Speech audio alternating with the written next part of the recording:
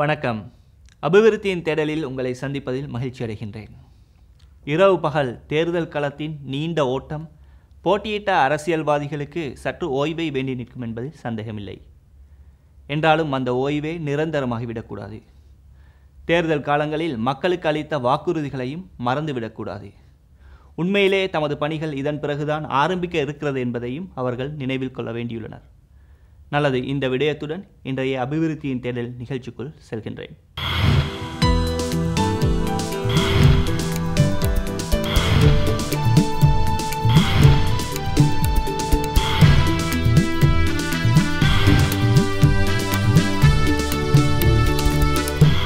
மக்கள் தேர்தலை கூட மறக்கும் அளவுக்கு ஒரு விடயம் இலங்கையில் காணப்படும் என்றால் அது கிரிக்கெட் என்பதில் சந்தேகமில்லை. இன்று கிரிக்கெட் அலை மிக வேகமாக வீசுகின்றது. அனைவரது அவதானமும் கிரிக்கெட் மீதே குவிந்துள்ளது. உண்மையில் நாட்டுப்பற்றை வளர்ப்பதில் கிரிக்கெட் மிக முக்கியமான ஒரு இடத்தினை இன்று வகிக்கிறது. அதேபோன்று இனங்களுக்கிடையிலான உறவை கட்டியெழுப்பவும் இது மிக முக்கியமான ஒரு பாத்திரத்தினை வகிக்க முடியும். எமது முதலாவது நிகழ்ச்சி அது குறித்தே அவதானம் செலுத்துகின்றது.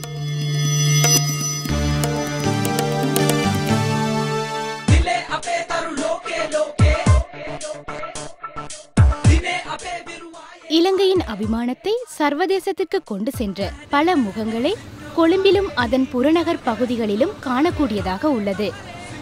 2011ஆம் ஆண்டு 10வது உலகக்கிண்ண போட்டிகளை நடத்தும் உரிமையை ஆசிய பிராந்தியம் பெற்றுக்கொண்டதோடு இலங்கை விளையாட்டு ரசிகர்களது முழு அவதானமும் கிரிக்கெட் மீது திரும்பியுள்ளது. இன மத பேதமின்றி அனைவரும் போட்டிகளை கண்டுகளிக்கின்றனர்.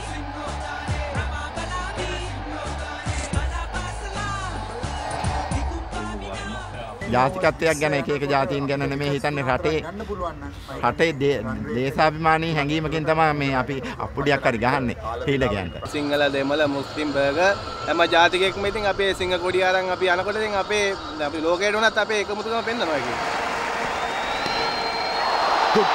கரகோஷம் எழுப்பி மிகுந்த எதிர்பார்ப்புகளோடு போட்டிகளில் ரசிகர்கள் லயித்து போயிருக்க, தமது அபிமானத்தை பெற்ற வீரர்களோ பணத்திற்காக பொருட்களின் விளம்பர பிரச்சார நடவடிக்கைகளில் மூழ்கியுள்ளனர். பணம் உழைப்பதற்கான கருவியாக தேசிய சர்வதேச கம்பெனிகளின் வலைகளுக்குள் சிக்கியுள்ள கிரிக்கெட் விளையாட்டு வீரர்கள் தொடர்பாக மக்கள் பல்வேறு கருத்துக்களை வெளிப்படுத்துகின்றனர்.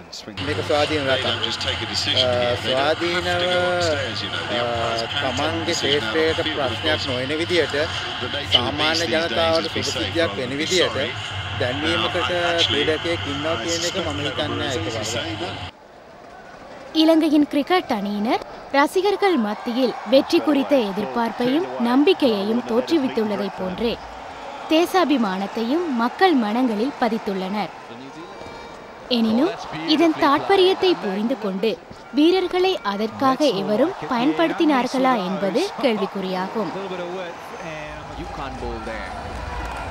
දැන්වීම් කරුවන් හැම වෙලේම බලන්නේ තමන්ගේ ප්‍රොඩක්ට් තමන්ගේ නිෂ්පාදනය අලෙවි කරගන්න. එතකොට දැන්වීම් කරුවන් පුද්ගලික ආයතන කිසි වෙලාවක සමහරට බලන්නේ නැතුව ඇති මේ ක්‍රීඩකයා හරහා සමගිය ඇති කරගන්න පුළුවන්ද කියන කාරණේ. හැබැයි ඒකට තවත් කණ්ඩායම් ඉන්නවා. අන්න ඒකයි මෙතන තියෙන වැරද්ද. ඒ කණ්ඩායම ඉදිරිපත් වෙන්න ඕන. මොකද රජයක් තියෙනවා, ඊට අදාළ අමාත්‍යාංශය තියෙනවා, ඊට අදාළව දෙපාර්තමේන්තු තියෙනවා. ඒ අයට පුළුවන් මේ අයගේ ප්‍රයෝජනය ගන්න මේ අවස්ථාවේදී. හැබැයි නමුත් ඒකට වෙනත් යාන්ත්‍රණයක් යොදා ගන්න ඕන. ඒක අපිට බලාපොරොත්තු වෙන්න බෑ. මේ දැන්වීම් කරණය පුද්ගලික ආයතන ඒ හරහා අපිට ඒ යාන්ත්‍රණය ක්‍රියාත්මක වෙයි කියලා බලාපොරොත්තු වෙන්න බෑ. இது குறித்து அவதானத்தை செலுத்திய இலங்கை ஊடகவியல் கல்லூரியின் பழைய மாணவர் சங்கம் உலகக்கிண்ணம் மற்றும் ஊடக செயற்பாடுகள் தொடர்பாக திறந்த கலந்துரையாடல் ஒன்றை நடத்தினர். අනිවාර්යෙන්ම බහුතරයක් දන්න ජනතාව හඳුනන මුහුණක් තමයි අනිවාර්යෙන්ම තමන්ගේ බාණ්ඩ ප්‍රචාරණයට ඕනෑම ආයතනයක් යොදා ගන්න. ඒ නිසා නිරායාසයෙන්ම ක්‍රිකට් ක්‍රීඩකයන්ට තමයි මේ අවස්ථාව ලැබෙන්නේ.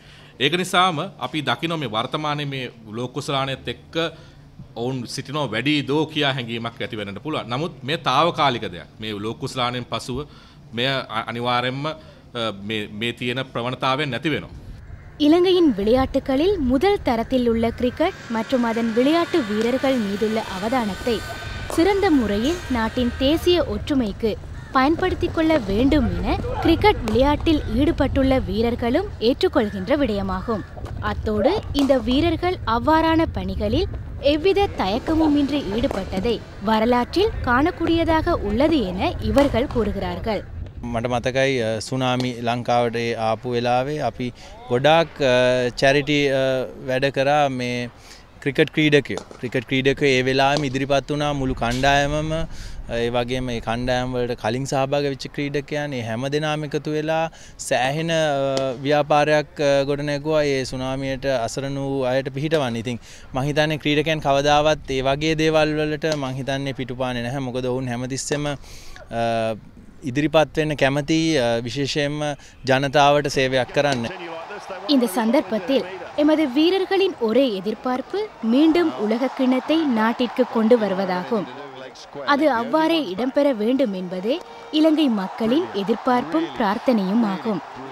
எனினும் வரலாற்றில் நாம் முகம் கொடுத்த கசப்பான அனுபவங்களிலிருந்தும் நினைவுகளிலிருந்தும் மீண்டு தேசிய ஒற்றுமையை நோக்கி பயணிக்க எந்தவொரு ஊடகத்தையும் பயன்படுத்துவது காலத்தின் தேவையாகும்.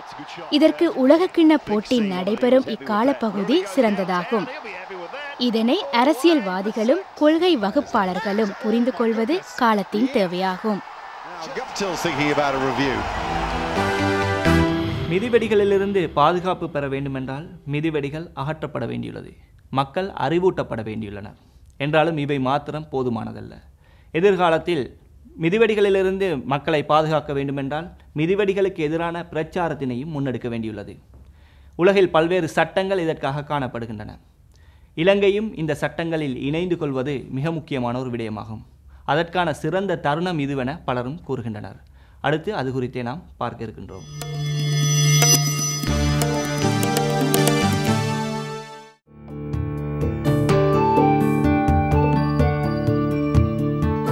இலங்கையை மிதிவெடிகளிலிருந்தும் வெடிக்காத யுத்த ஆயுதங்களிலிருந்தும் விடுவிக்கவும் அதன் ஆபத்துக்கு மத்தியில் வாழும் சமூகங்களை அறிவூட்டவும் காயத்துக்குள்ளானவர்களுக்கும் அவர்களது குடும்பங்களுக்கும் உதவவும் உள்ளூர் மற்றும் சர்வதேச மிதிவெடி செயற்பாட்டு குழுக்கள் பணியாற்றுகின்றன. எவ்வாறு இருப்பினும் இன்றும் மிதிவெடிகளதும் சிறிய ரக ஆயுதங்களதும் அதிகரித்து வரும் பாவனை மிக மோசமான விளைவுகளை ஏற்படுத்தி வருவதோடு முழு உலகினதும் பிரச்சினையாக மாறியுள்ளது. மேலும் இது உலகெங்கிலும் உள்ள மிதிவெடி செயற்பாட்டு குழுக்களுக்கு சவாலாகவும் மாறியுள்ளது.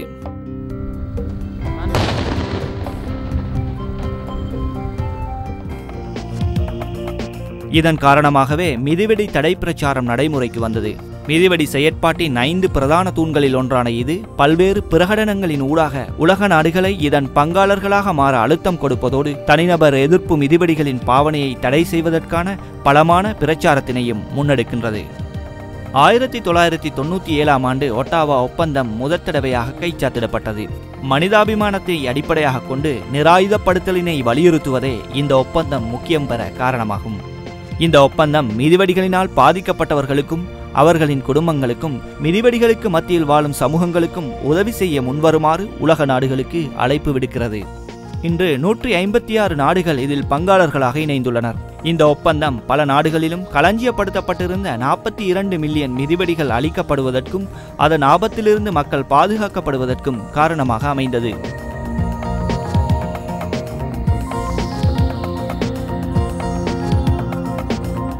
அரச தரப்புகளுடனும் ஐக்கிய நாடுகள் அமைப்புகளுடனும் சர்வதேச மற்றும் தேசிய சமூக அமைப்புகளுடனும் இணைந்து இலங்கையில் யூனிசெஃப் அமைப்பு மிதிவெடிகளை தடை செய்வதற்கான பிரச்சாரத்தினை 2002ஆம் ஆண்டு முதல் முனைப்புடன் மேற்கொண்டு வருகிறது.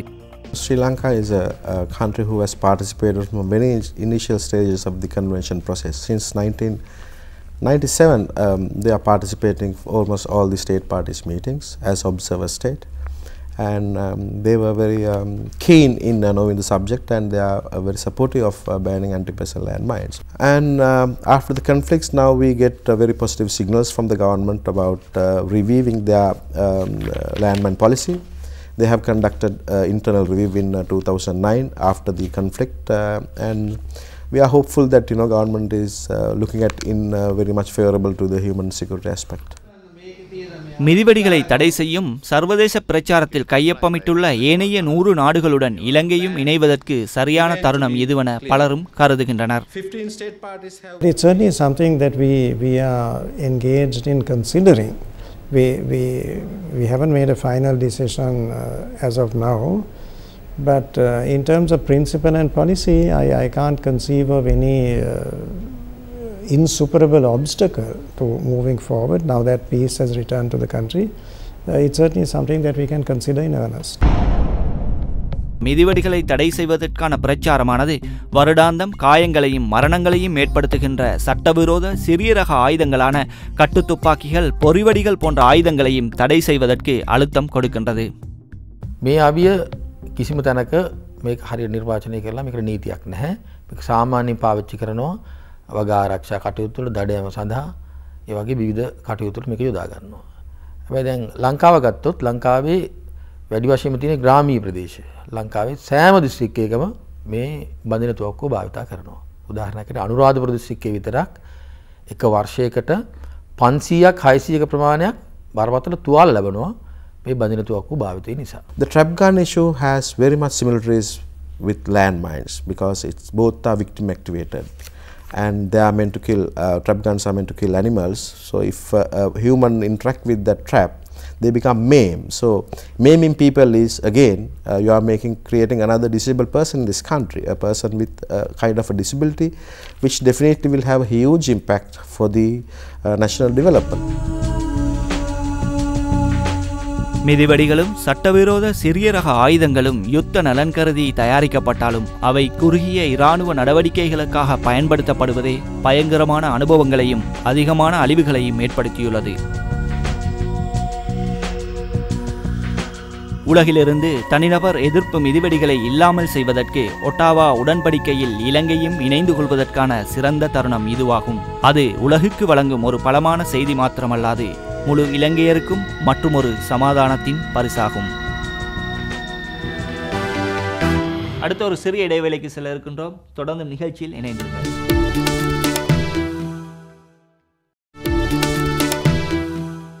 இன்று நாட்டில் பல்வேறு அபிவிருத்தி பணிகள் இடம்பெறுகின்றன. குறிப்பாக மாவட்டங்களிலும் பல்வேறு அபிவிருத்தி பணிகள் இடம்பெறுகின்றன. என்றாலும் இவ்வாறு ஆரம்பிக்கப்படுகின்ற அபிவிருத்தி பணிகள் நிறைவு பெறுவது மிக முக்கியமானதாகும். ஏனென்றால் அப்போதுதான் மக்கள் அபிவிருத்தியின் பலனை பெற முடியும். அடுத்து நாம் பார்க்க போகின்ற இந்த நிகழ்ச்சி மன்னார் மாவட்டத்தில் அபிவிருத்தி பணி இடைநடுவில் கைவிடப்பட்டதன் காரணமாக மக்கள் எதிர்கொண்டுள்ள பிரச்சினைகள்.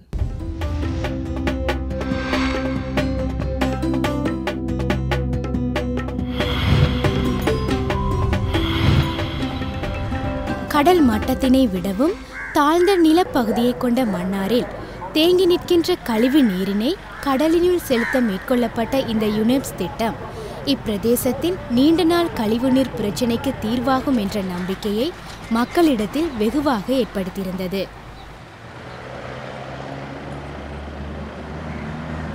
மன்னார் பட்டணத்துக்கான வடிகால் அமைப்பு நீண்ட காலமாக மன்னார் பட்டணத்துக்கு தேவையாக இருந்து வந்தது. இது தொடர்பாக பல கோரிக்கைகள் முன்வைக்கப்பட்டு இறுதியாக யுனெப்ஸ் நிறுவனத்தினால் மன்னார் பட்டணத்துக்கான முழுமையான வரைபடங்கள் வரையப்பட்டது. இதன் அடிப்படையிலே மன்னார் பட்டணம் 12 வலயங்களாக பிரிக்கப்பட்டது.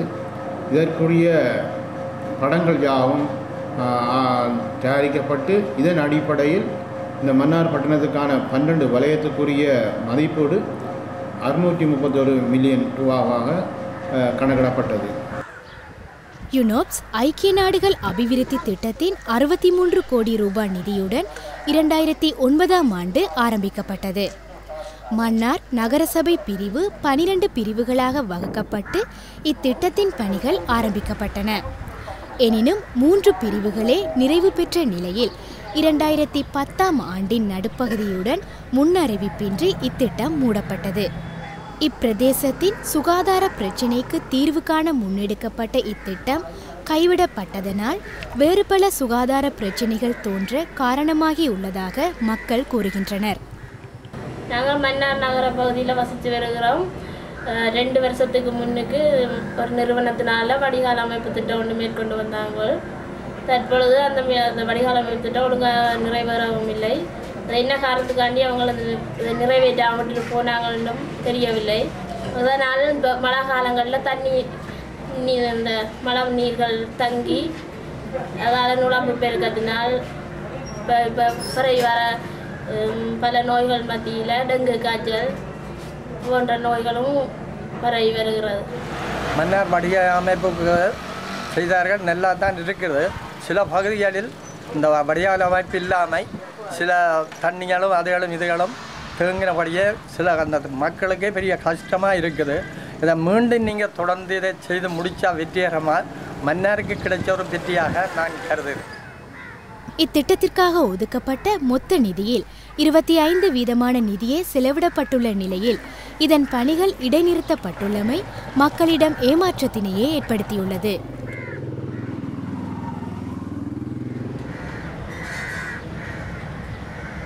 இந்த திட்டம் நடைபெற்றுக் கொண்டிருக்கின்ற பொழுது வன்னி மக்களுடைய இடப்பெயர்வு காரணமாக இந்த யுனெப் நிறுவனம் அந்த வன்னி பகுதியில் உள்ள மக்களுடைய முக்கியமான தேவைகளை நிறைவேற்ற வேண்டிய தேவைப்பாடு இருந்தபடியினால் இது நடைபெற்ற காலத்தில் 2009ஆம் ஆண்டு காலப்பகுதியிலே அவர்கள் வன்னி பகுதிக்கு தங்களுடைய சேவைகளை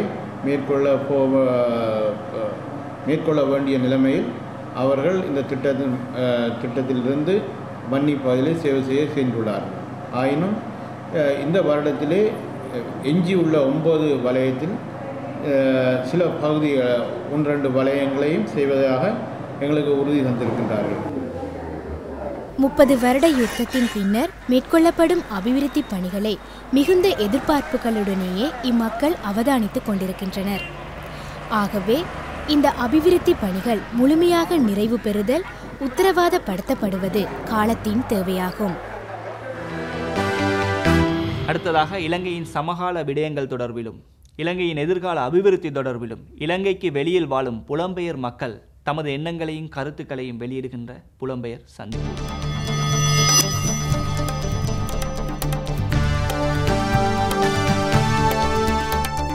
இன்றைய புலம்பெயர் சந்திப்பினூடாக இங்கிலாந்து நாட்டிலிருந்து எம்மை தொடர்பு கொள்கிறார் நகுல் செல்வன் அவர்கள். உங்களை நிகழ்ச்சிக்கு நான் வரவேற்கின்றேன். வணக்கம். முதலில் அதாவது நீங்கள் ஒரு இளைஞர், யுத்தத்தின் போது யுத்தம் முடிவுகின்ற போது சில நேரம் நீங்கள் இங்கிலாந்து நாட்டில் இருந்து இருப்பீர்கள். தற்போது நிலவுகின்ற இந்த அமைதி சூழலில் எத்தகைய பிரச்சினைகள் இளைஞர் என்ற வகையில் காணப்படுகிறது? இது குறித்த நிலைப்பாடு என்ன? உண்மையிலேயே இளைஞர்கள், அதாவது இலங்கையில் இருக்கக்கூடிய அல்லது புலம்பெயர்ந்த இளைஞர்கள் மத்தியில் அல்லது எங்களை பொறுத்தவரை இருக்கக்கூடிய பிரச்சனைகள் எங்களுக்கு ஒரு சந்தேகத்தை தருகின்றன. நாங்கள் இலங்கைக்கு திரும்பினால் எங்களுக்கு ஒரு தொழிலை உருவாக்கி கொள்ள முடியுமா அல்லது நாங்கள் ஒரு தொழிலில் சேர்ந்து கொள்ள முடியுமா என்ற ஒரு சந்தேகத்தின் பேரிலேயே நிறைய பேர் இங்கேயே காலம் கழித்து விடுகின்றனர். அந்த ஒரு பிரச்சனை மட்டும்தான் எங்களுக்கு இருக்கின்றது. அதனூடாக நான் சொல்ல வருவது, எங்களுக்கு உத்தரவாதப்படுத்தப்பட்ட வேலை அல்லது ஒன்று கிடைக்க வேண்டும் என்று நான் கூறவில்லை. அப்படியான தகவல்களை தரக்கூடிய ஒரு வசதி இருக்கும் என்று சொன்னால் நிறைய இளைஞர்கள் இங்கிருந்து மீண்டும் நாட்டுக்கு திரும்ப ஆயத்தமாக உள்ளனர். அதாவது உங்களது பிரதேசங்கள் கடந்த காலங்களில் யுத்தத்தால் பெரிதும் பாதிக்கப்பட்டிருக்கின்றன. மக்களது வாழ்க்கை மிகவும் சீர்குலைந்த நிலையில் காணப்படுகிறது. இந்த நிலையில் இந்த மக்களது எதிர்கால வாழ்விற்காக இலங்கைக்கு வெளியில் வாழ்கின்ற குறிப்பாக இளைஞர்கள் எவ்வாறான பங்களிப்பை செய்ய முடியும்? அவர்கள் எவ்வாறான ஒத்துழைப்பை மேற்கொள்ள முடியும் என நீங்கள் நினைக்கிறீர்கள்? உண்மையிலேயே இப்பொழுது யுத்தத்திற்கு பின்னர் இந்த மக்களுக்கு அங்கு ஒரு மிக கூடிய வலுவுள்ள ஒரு தொழிற்படை, மிக இலகுவில் அணுகக்கூடிய ஒரு தொழிற்படை ஒன்று அங்கே உருவாகின்றது. அதாவது முன்னை நாள் யுத்தத்தில் ஈடுபட்டவர்கள் சரி அல்லது யுத்தத்திலே தங்கள் வளங்களிலிருந்து ஒரு தொழிலுக்காக காத்து கொண்டிருப்பவர்கள் சரி நிறைய தொழிற்படை இருக்கின்றது. ஆனால் இங்குள்ள இளைஞர்களுக்கு என்ன பிரச்சனை என்று சொன்னால், ஒரு தொழிலை ஆரம்பிக்கும் பொழுது அவர்களை உள்வாங்கும் பொழுது அந்த தொழிலுக்கு அதனால் ஏற்படக்கூடிய பாதிப்புகளை எண்ணி அவர்களை உள்வாங்காமல் இருக்கின்றனர் என்பதையே என்னுடைய நிறைய பேர் இங்கே தொழில் துவங்குறதுக்கு ஆயத்தமாக அது தொழில்நுட்ப தொழிலாக இருக்கட்டும் அல்லது சேவை சார்ந்த தொழிலாக இருக்கட்டும், நிறைய பேர் தொழில் துவங்குறதுக்கு ஆர்வத்துடன் இருக்கின்றனர். ஆனால் அவர்களை உள்வாங்கும் போது, அந்த தொழிற்படை உள்வாங்கும் போது அதன் ஊடாக ஏற்படக்கூடிய பின்விளைவுகளை பற்றி, அந்த பின்விளைவுகள் என்ன என்று உங்களுக்கு தெரியும் நினைக்கின்றேன். அவர்களை உள்வாங்குவதால் ஏற்படக்கூடிய பின்விளைவுகள், அதற்கு ஒரு அரசு ஒரு சுமூகமான ஒரு தீர்வை ஒரு சுமூகமான யோசனை திட்டத்தை முன்வைக்குமானால் நிறைய பேர் அவர்களை உள்வாங்கி அவர்களுக்கு நிறைய அனுகூலங்களை அந்த மக்களுக்கு நிறைய நன்மைகளை பெற்றுக்கொள்ளக்கூடியதாக இருக்கும் என்று நான் நம்புகின்றேன். அதாவது உண்மையிலே நான் ஒரு உதாரணத்தை கூற விரும்புகின்றேன். இது ஜிம்பாப்வே நாட்டினுடைய நிலைமையை ஒப்பிடலாம். ஜிம்பாப்வே நாட்டில் ராபர்ட் முகாபே அந்த அதிபர் வெள்ளையர்களுடைய நிலங்களை நீங்கள் சென்று கைப்பற்றுங்கள் என்று சுதேச மக்களுக்கு உத்தரவிட்ட பொழுது அவர்கள் சென்று கைப்பற்றினார்கள். ஆனால் அவர்களுக்கு அந்த நிலங்களை என்ன செய்வது என்று தெரியவில்லை. அதே நிலைமை தான் இப்பொழுது எங்களுக்கு இருக்கின்றது. யுத்தத்தின் பின்னர் ஒரு வெற்றோட்டம் ஒன்று உருவாகின்றது. அந்த நிலங்களை அந்த வளங்களை நோக்கி வேறு மக்கள் செல்கின்றனர். ஆனால் அவர்களுக்கு அந்த சுதேச மக்களை அந்த நிலத்தில் வாழ்ந்த மக்களை வைத்துக்கொண்டு என்ன செய்வது என்று தெரியவில்லை. ஆகவே அரசு ஒரு செயற்திட்டத்தை முன்வைத்து அந்த மக்களை உள்வாங்கி இப்ப புதிய வேலை திட்டங்களை உருவாக்கினால் இந்த யுத்தத்தின் பின்னரான இந்த ஒரு இடைவெளி அல்லது ஒரு கேப், இந்த கேப் இதை அப்படியே அரசு மேற்கொண்டு செல்ல முடியும், மேலே எடுக்க முடியும். அவ்வாறு எடுத்துக்கொண்டால் நிறைய பேர், அதாவது யுத்தத்தால் பாதிக்கப்பட்ட மக்களும் சரி, முன்னாள் போராளிகளும் சரி, அல்லது தென்னிலங்கை வேறு மக்களும் சரி, எல்லோரும் நன்மையை பெற்றுக்கிட்டே இருக்கும். அதற்குரிய ஒரு வேலை திட்டத்தை அரசு சரியான அளவில் முன்வைத்தால் மிகச்சரியா இருக்கும். புலம்பெயர் மக்கள் சரி, வெளிநாட்டு முதலீடுகள் சரி, எல்லாமே எங்களுடைய மக்களுக்கு நன்மை அளிக்கக்கூடிய வகையில் முடியும். இருந்தாற்போல் அவ்வளவு தொழில்நுட்ப வசதிகளும் சென்றடைகின்றது.